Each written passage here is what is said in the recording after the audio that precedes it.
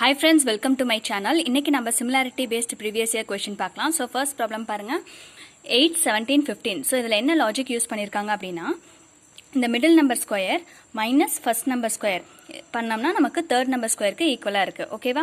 So same logic எந்த ஆப்ஷனில் follow ஆயிருக்கு அப்படின்னு சொல்லி பார்க்கணும். இப்போ ஃபர்ஸ்ட் ஆப்ஷன் செக் பண்ணலாம். இப்போ மிடில் நம்பர் ஸ்கொயர் பார்த்தீங்கன்னா 25 square 625 minus first number square 49 that is equal to 576 அதாவது 24 ஸ்கொயருக்கு ஈக்குவலாக இருக்குது.